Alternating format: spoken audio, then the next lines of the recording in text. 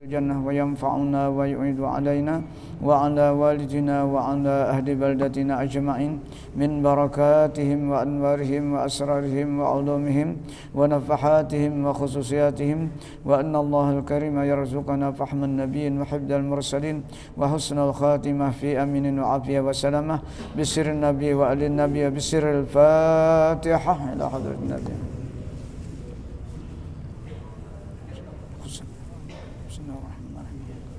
إياك نعبد وإياك نستعين صراط المستقيم صراط الذين أنعمت عليهم غير المغضوب عليهم ولا الضالين آمين.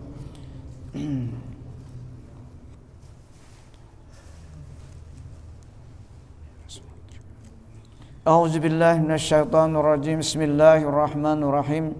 Syahdan, sugianya bagi syekh yang mursyid itu bahwa ia menilik akan hal muridnya itu supaya mengetahui akan barang yang kebanyakan atasnya daripada segala sifatnya yang hendak diobatinya itu. Maka sugianya bagi syekh mursyid itu pada permulaan jalan murid itu bahwa menyuruh akan dia tobat daripada segala maksiat yang zahir dan maksiat yang batin. Kemudian apabila melihat syekh yang mursyid itu akan muridnya itu jahil dengan ilmu syariat dan ilmu tarikat, maka mengajar ia akan dia muridnya pada pertama itu dengan ilmu usuluddin yang sekedar fardu ain. Ilmu usuluddin artinya ilmu tauhid, ya, 20 sifat, ya.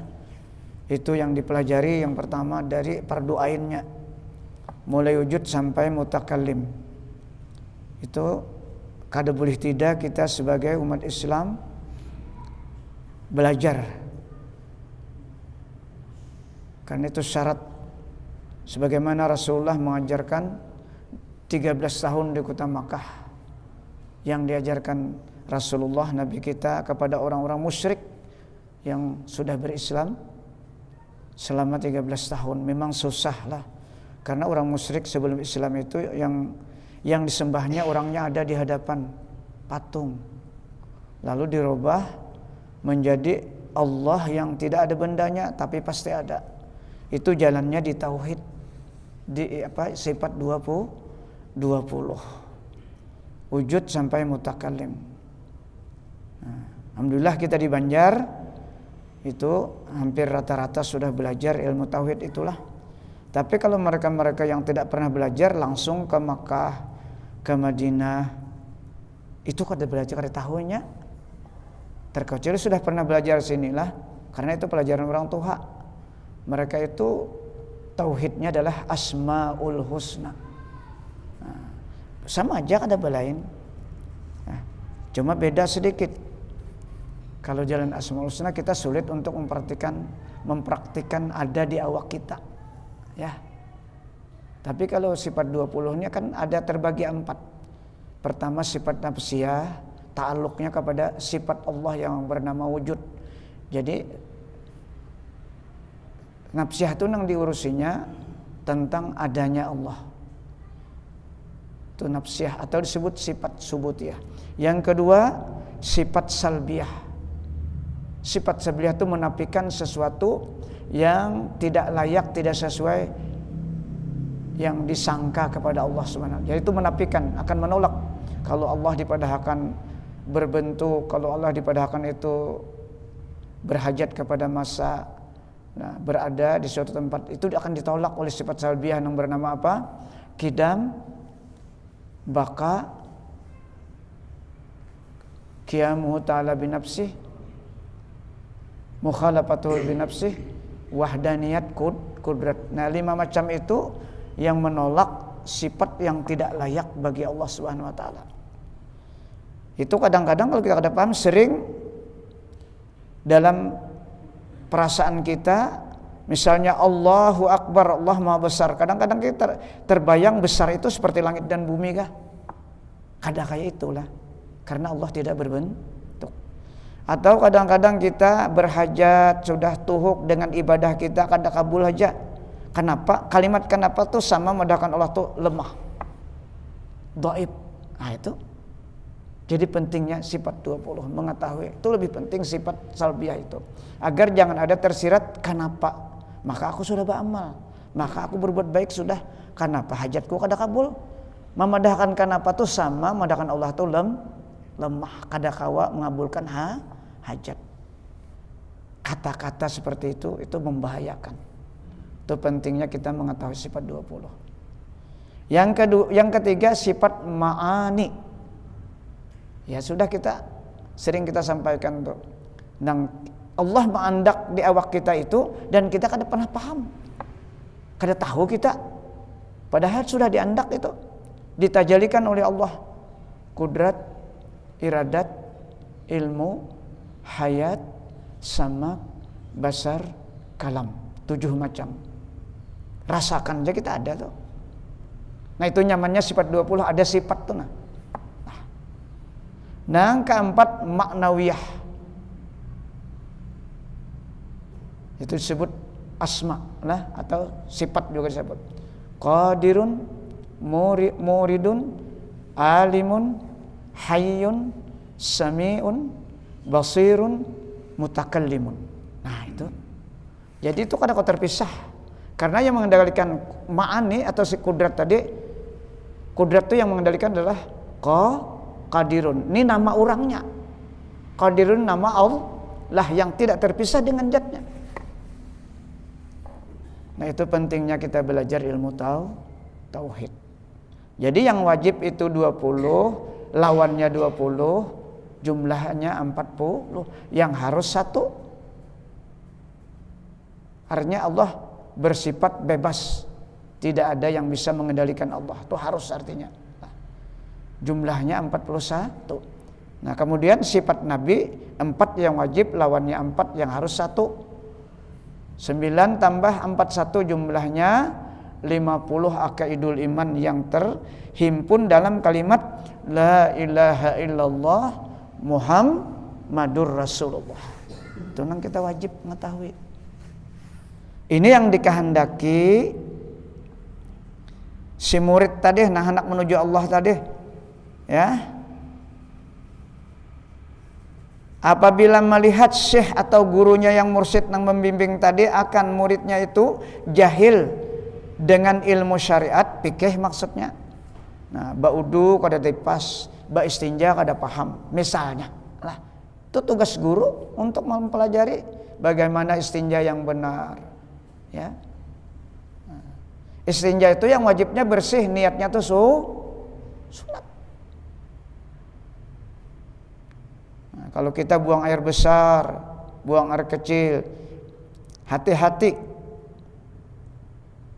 Bagian-bagian yang dekat dengan hadas kita itu harus dibersihkan. Seperti 2 paha kita. Kita ketika buang air besar atau buang air kecil, jangan hanya bendanya aja yang dibasuh, tapi di sekitarnya harus dibasuh. Karena kita kada tahu apa orang tuh.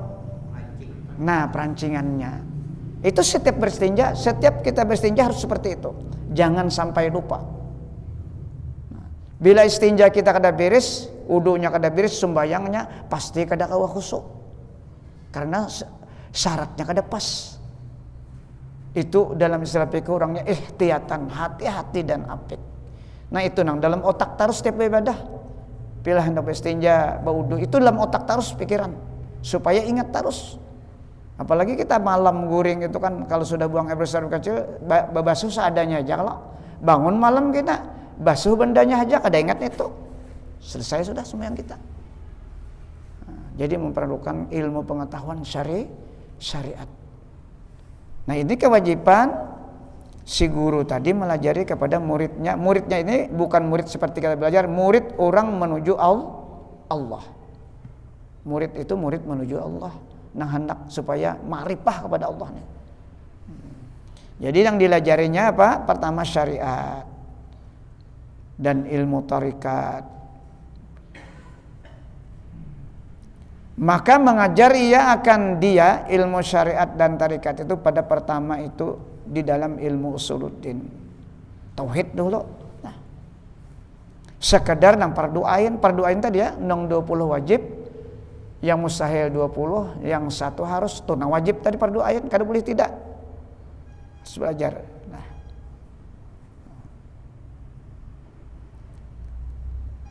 supaya jangan dalam perasaan kita ada mengatakan ya tadi macam-macam, dan itu dipadahkan dalam kitab ada 10 macam yang diganggu setan. Yang mengganggu itu setan, memedahkan ke nafsu kita, memedahkan Allah kayak itu kayak ini. Lah, itu ada.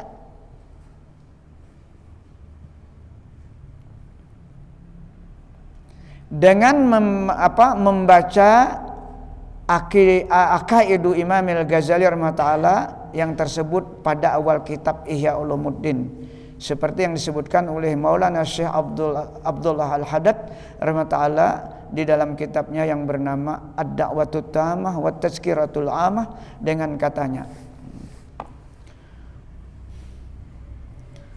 wa yakfi man arada suluka tariqillahi fi ma'rifati ulumil iman an ya'rifa wa ya'lama ba'da aqaidil a'immati al-mujma'i ala ilmihim wa amanatihim wa salahihim mislil imam hujjatil islami al-Ghazali rahimahullah wa aqidatihi allati awradaha fi awal kitabi fawaidil aqaidi min kitab Ihya Ulumuddin wa fi dzalika kifayatun wa nihayatun wa qad zakarna fi awail kitabil hafi as-sa'ili wa fi khatimatin nasaihid diniyah aqaidah mukhtasarah jami'atan fiha al-kifayatu lis-salikin nasiki intaha.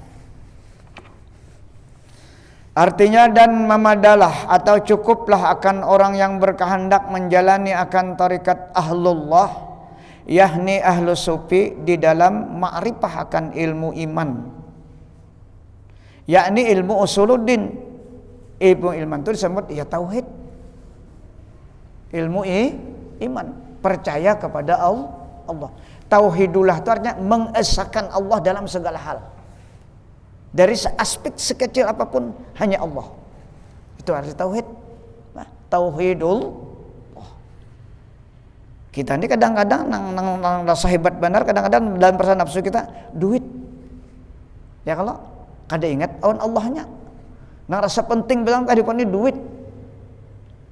Sayyidul Pulus. Itu kadang-kadang terjadi awan kita pada saat kondisi tertentu.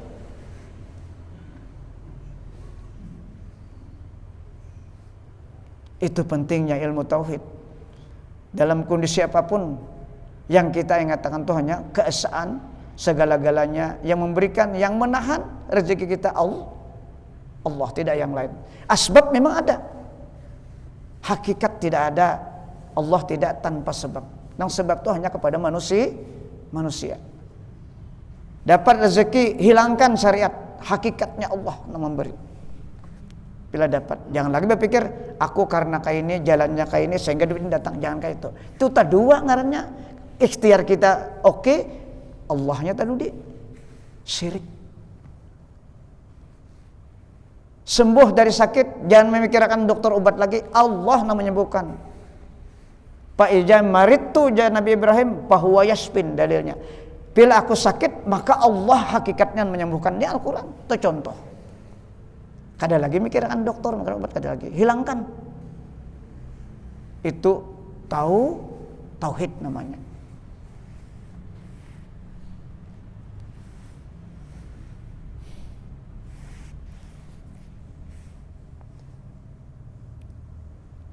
Jadi kita belajar tuh kada kawa sekedar informasi aja, habariah saja kada kawa. Nah, kan kita kadang-kadang belajar informasi begini bagus. Tapi cara membuat amal yang bagus itu bagaimana? Tentunya harus dengan ilmu tauhid, syariat dan hakikat. Cara mengamalkannya.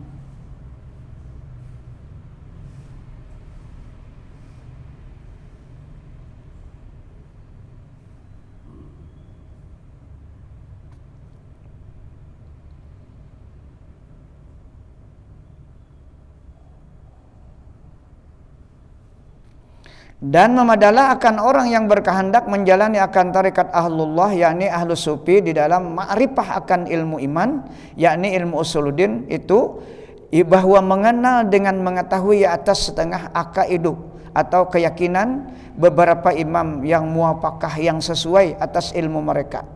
Jadi kita mengambil contoh seperti Imam Ghazali. Ini kan yang diambil banyak kitab-kitab itu dari akidahnya Imam Ghazali, termasuk Syekh Saman Al-Amadani dari Imam Ghazali. Mereka-mereka itu yang sudah wasil artinya ma'rifah kepada Allah. Sampai kepada Allah, bukan sampai antara sini ke sini, yang dimaksud mengenal Allah.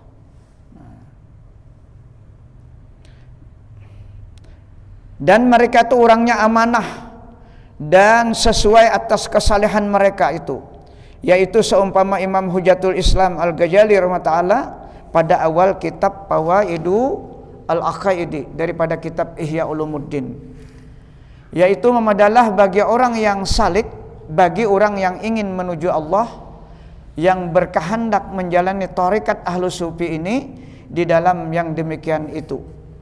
Dan yaitu sehingga ilmu usuluddin, artinya kada mempelajari ilmu tauhid. Bila kada belajar ilmu tauhid, kita sering berpegang kepada amal.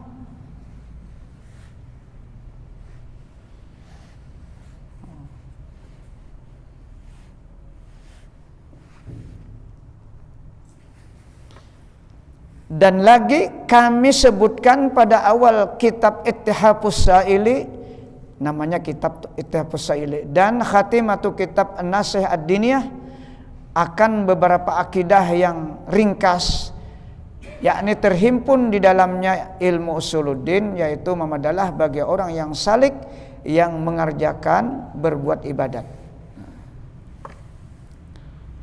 Dan demikian lagi sugianya bagi syekh yang mursyid itu, bahwa mengajar akan muridnya yang salik itu kepada ilmu fikih yang fardu ain itu, seperti mengetahui akan sembahyang, rukun sembahyang, syarat sembahyang, dan akan puasa, rukun puasa, syarat puasa, dan sekalian ibadah yang zahir sekedar fardu ain itu.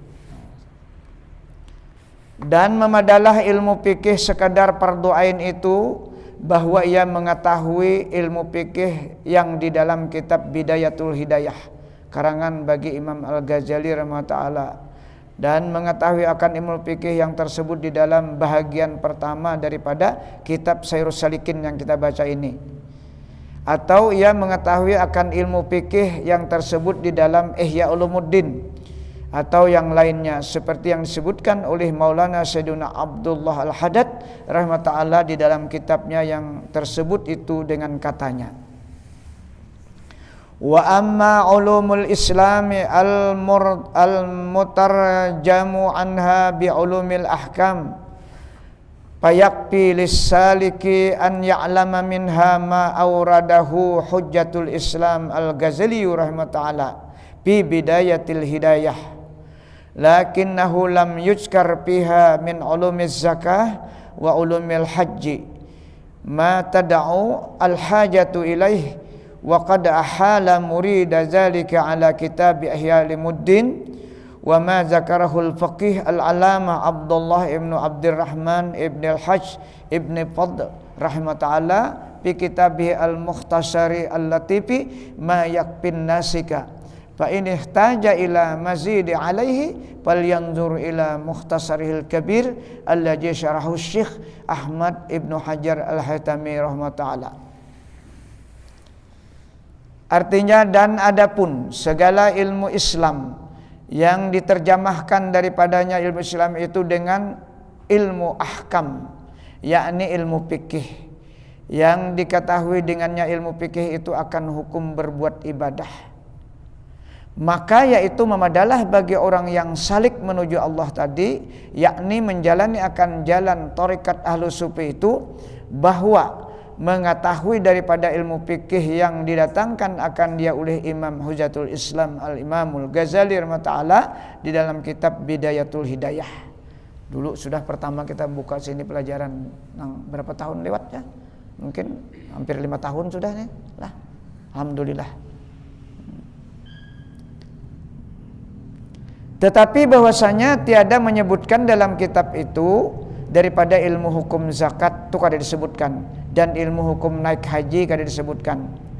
Barang siapa berkehendak kepadanya oleh hajatnya, maka sungguhnya telah menyerahkan Imam Ghazali rahimahullah akan barang siapa yang berkehendak mengetahui ilmu bicara zakat dan ilmu bicara haji itu atas kitab Ihya Ulumuddin, kata beliau.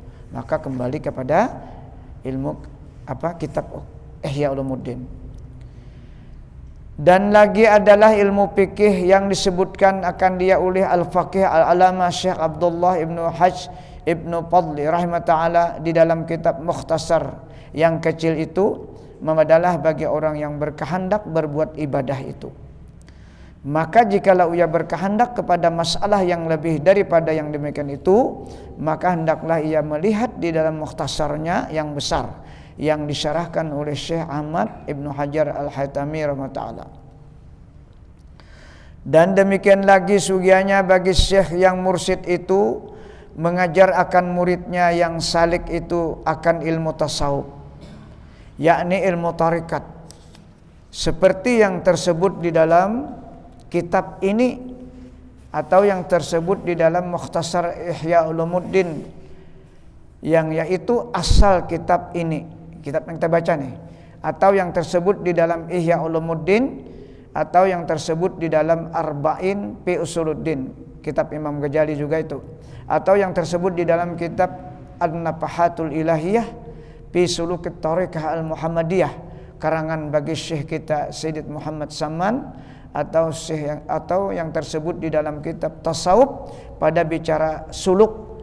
Suluk artinya bicara tentang menuju Allah, yang tersebut namanya itu pada akhir kitab ini.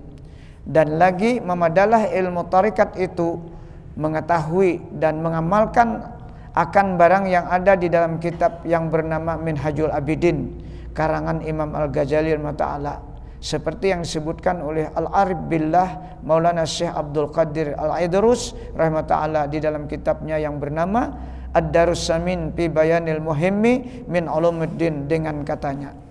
Jadi Imam Ghazali ini kelebihannya, beliau ini apabila membicarakan tentang agama, ada syariat, ada hakikat, itu kelebihannya. Nah, itu jadi agak nyaman. Zakat tuh sidin ada syariat, ada hakikat. Ada zakat zahir, ada zakat hakikat. Nah, jadi kita mengetahui lahir dan batin. Oleh karena itu kitab Imam Ghazali ini hampir di seluruh dunia terbaca, pada tingkatannya jauh tinggi hadis Bukhari, hadis Muslim, tingkatan kekuatannya. Nah, karena beliau kitab ini bila dibaca itu cepat menyentuh hati, karena berbicara tentang hakikat.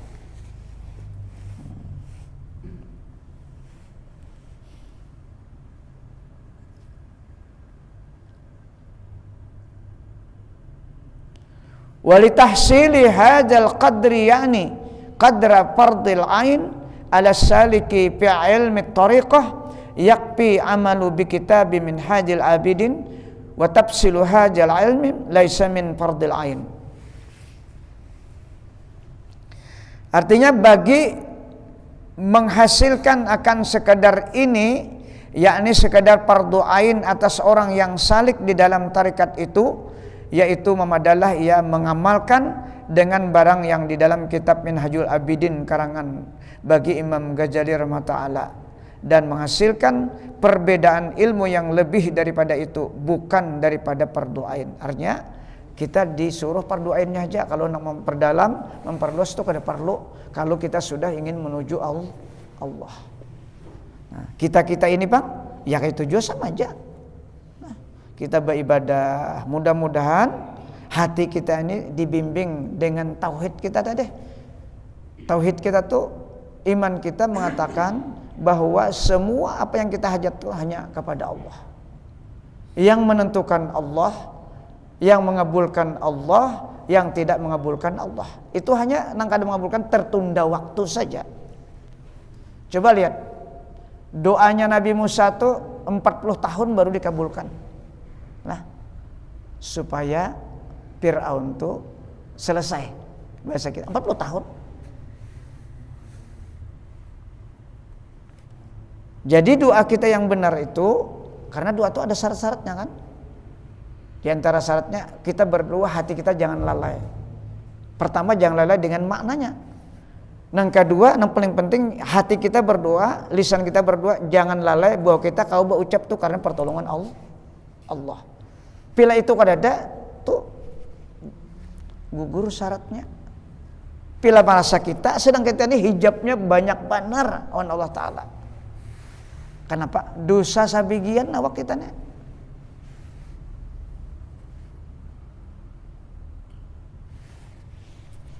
Dosanya di mana? Jarang ingat sama Allah. Itu dosanya. Mudah-mudahan kita ada lagi secara jahil membuli orang, menipu orang, itu ada lagi. Tapi dosa yang kita setiap detik dan satu pila lalai Allah Ta'ala itu dosa. Itu Allah berfirman dalam surah Al-A'raf itu kan, wala takun minal ghafilin. Janganlah kamu sekali-kali lalai wan aku ya Ta'ala. Jangan lalai, jangan kada ingat. Di dalam sembahyang barang ingat. Itu pun kita kadang-kadang ya, makanya kita memperbanyak minta ampun Allah Ta'ala. Itu diisyaratkan nang kita dosa sebagian ini dalam Al-Quran surah Muhammad ayat 19. Fa'lam annahu la ilaha illallah. Ketahuilah, tidak ada Tuhan yang sebenarnya kita imani, kita sembah, kita taati hanya Allah. Wastaghfir li jambika. Nabi itu disuruh minta ampunlah engkau jar Allah Ta'ala wahai Muhammad dengan dosa. Padahal Nabi tidak berdosa. Lalu sambungannya walil mu'minina wal mu'minat. Kayak itu kalau sambungannya di ayatnya kada dipadahkan wali junubil mu'minin minat, kada ada dosa tuh. Artinya kita ini mau di ujung kapal berarti berdosa aja hari-hari. Tapi untungnya Rasulullah nang memintakan ampun on kita nih. Itu untungnya kita nang menjadi umat Rasulullah. Itu ada hadis. Nah oleh karena itu kita jangan lupa. Lalu Nabi itu kan jasirin aku sehari 100 kali istighfar kepada Allah. Pada hasilin itu masum, kada berdosa. Kita apa? Pilihan Nabi 100, kita 1000. Itu aturannya. Makanya 2 aja kita istighfar salawat. Nang kita nang orang awam nih istilahnya. Nah, itu kuncinya itu Al-Quran juga menyuruh. Surah Al-Anfal. Mun kada hendak diajab Allah Ta'ala 2 tu aja. Wa ma kana Allahu li'azibahum wa anta fihim. Dan Allah tidak pernah menyiksa secara spontanitas kepada mereka-mereka yang selalu hendak membunuh Rasulullah. Abu Jahal termasuk Allah yang lain. Kalau engkau ya Rasulullah selalu berada di tengah-tengah mereka. Itu Rasulullahnya ada. Allah kadang mengancam.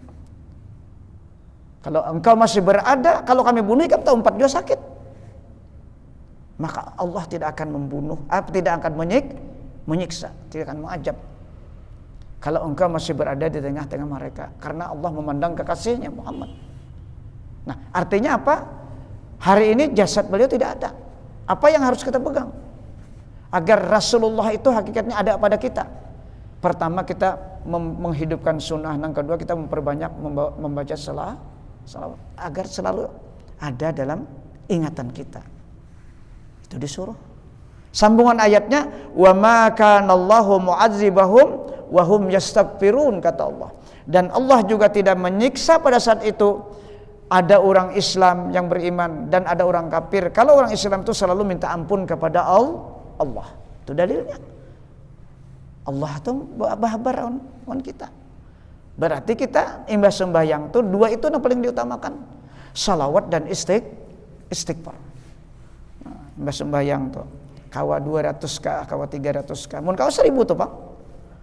Semua aja 1000 tuh sallallahu alaihi Muhammad sallallahu alaihi Muhammad.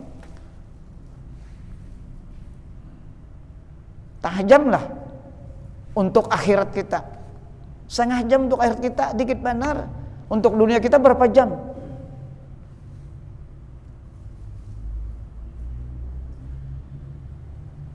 Malam ini la ilaha illallah malam mabiyalina 1000. Sedikit benar untuk akhirat kita.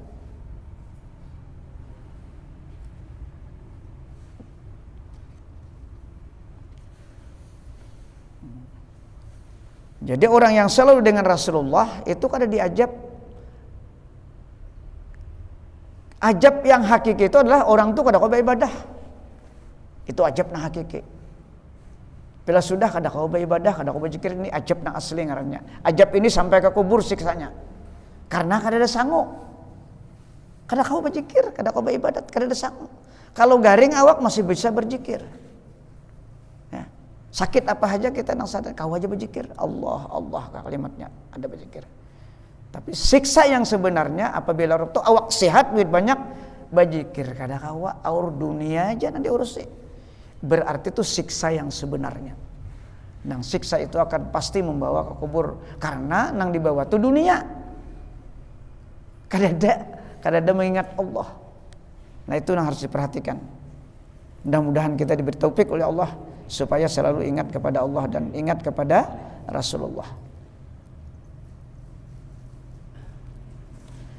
Dan lagi apabila melihat syekh yang mursyid itu serta muridnya itu akan harta yang lebih daripada sekadar hajatnya si murid tadi yang daruri, yang tak dapat tiada daripadanya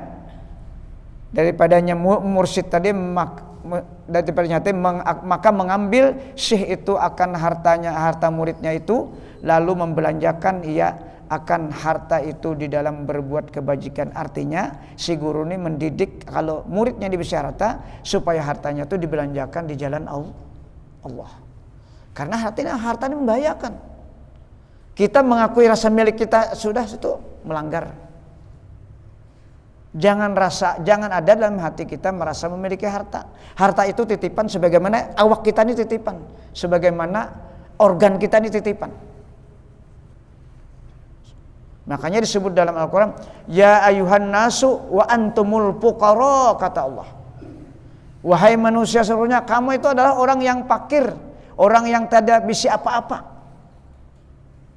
Wallahu gani, wallahul ganiyun. Aku jaloh nang kaya tuh karena aku yang memberi. Nah, jadi jangan ada perasaan kita memiliki. Kalau kita memiliki, Allah memiliki, tak dua pemilik karetnya. Itu aja, hati itu dilatih supaya jangan rasa memiliki. Sama aja harta kah ilmu, sama aja juga. Semuanya apa yang diberi Allah, jangan rasa ada memiliki. Pemiliknya hanya satu Allah. Banyak dalilnya, alhamdulillahi rabbil alamin, itu masuk sudah. Segala puji milik Allah dan Allah yang mengatur semesta alam, termasuk harta.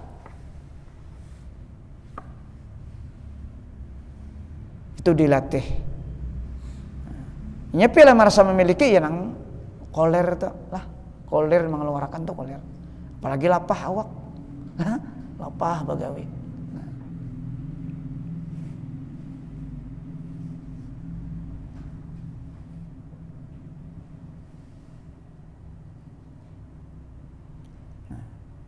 Maka mengambil syekh itu akan harta muridnya itu lalu membelanjakan ia akan harta itu di dalam berbuat kebajikan. Dan menyuruh syekh itu akan muridnya itu mengosongkan akan hatinya daripada berhadap pada hartanya itu. Nah jadi kita jangan lagi rasa memiliki itu, jangan lagi. Harta itu kada hilang, malah bertambah terus kalau kita kada merasa memiliki. Berarti orangnya amanah diandaki harta, orang ini amanah diandaki ilmu, karena kadang merasa memiliki. Itu bagian amanah.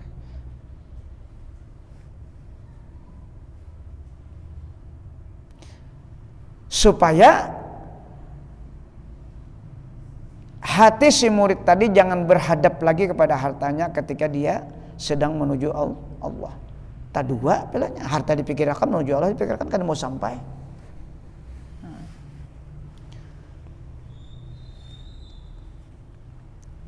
supaya berhadap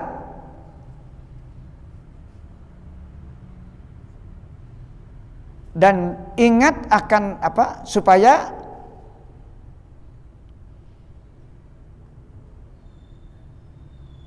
tidak berhadap kepada apa hartanya tadi, dan daripada ingat akan hartanya itu. Dan lagi membelanjakan pula ia akan harta muridnya itu kepada hajat orang yang ahlus sufi yang menjalani akan tarekat itu, supaya selesai hati mereka itu di dalam berbuat ibadah dan di dalam menjalani akan tarekat ahlus sufi itu, dan supaya jangan sibuk hati mereka itu pada beramal yang lain daripada amal tarekat mereka itu. Dan dengan sebab menselesaikan ia akan hati mereka itu, maka dapat berkah murid yang mempunyai harta itu, dan dapat madat atau pertolongan daripada syekhnya itu, dan dapat berkat daripada syekhnya itu.